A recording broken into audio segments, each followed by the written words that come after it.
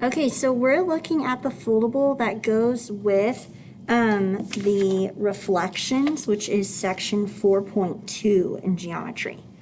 All right, so the reflection in the x-axis is the first tab we're going to go over. All right, let's just take a look here. So it says, if AB is a point, is reflected in the x-axis, all right, its image is the point, so AB becomes a negative B.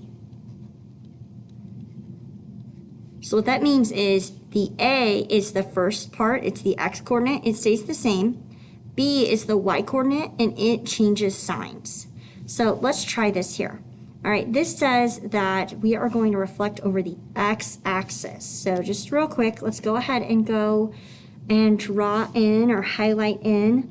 Our x-axis is right here on our graph. That's what we're reflecting over, is the x-axis. Okay, so our point xy becomes x, because that stays the same, negative y, meaning the y coordinate changes signs. So the x coordinate stays the same, the y coordinate changes signs. X coordinate stays the same, the y coordinate was negative, now it's positive. X stays the same, the y changes signs. So this is what we call our rule right here. This is our rule that we use when we're doing an x-axis reflection. Now let's go ahead and plot those points and just see what it looks like.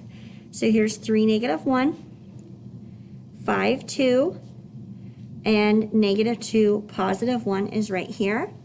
And then if you connect those points, you're going to come up with this new triangle. This new triangle is the one that if you could fold over, like using, let's say, like patty paper, kind of the clear wax paper stuff, if you could fold along this x-axis, the points would all line up. Okay, so over here, we're talking about a reflection in the y-axis, so under that tab. Now, on your foldable, I will tell you that where you are right here, I did have to go back and change it. I had a typo, so go ahead and make sure that says y-axis that I just highlighted. I changed it before I recorded, but I believe yours might still say x-axis. All right, so if AB is the point and it's reflected in the y-axis, then you have the new point, -AB. So that means you change the sign of the x. If it's positive, you make it negative, or if it's negative, you make it positive, and y stays the same. So change the sign of the x, y stays the same. Change the sign of the x, the opposite sign, y stays exactly the same. Change x, y remains the same. Okay, let's go ahead and just real quick kind of highlight what we have here. Our y-axis is this line. This is the line it's reflecting over. So everything will be a mirror image over the y-axis when we graph it. All right, let's take a look. So we graph -3, 1, -5, -2, and +2, -1. We're going to connect those points. And the new graph of this orange triangle is a reflection over the y-axis of the original graph.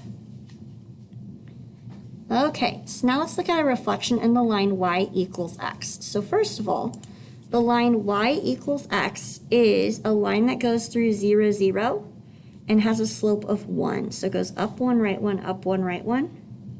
So it's reflecting over this line, y equals x. Okay, so the point AB becomes the point BA. So what that means is when you're reflecting over y equals x, your rule is it becomes y and then x.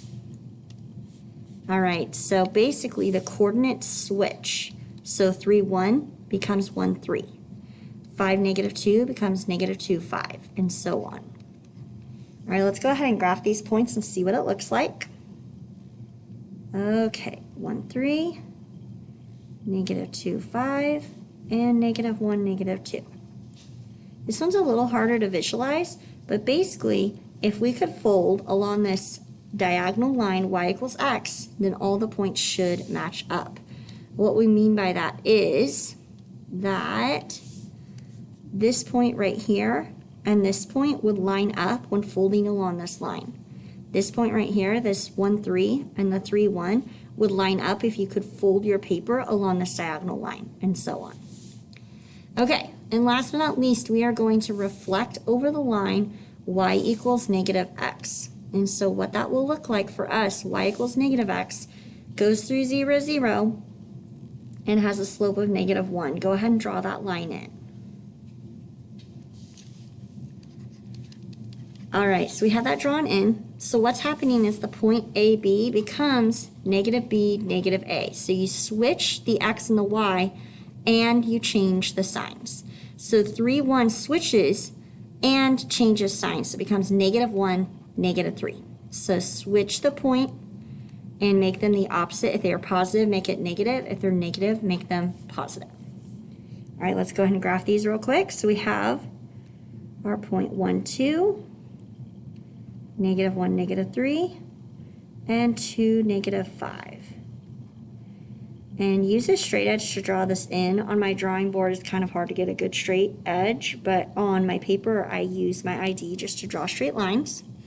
Okay, and so this, what should line up here is, for example, this point at negative 2, negative 1, and this point at 1, 2 would line up if I could fold along that diagonal line of y equals negative x. So that is the reflection.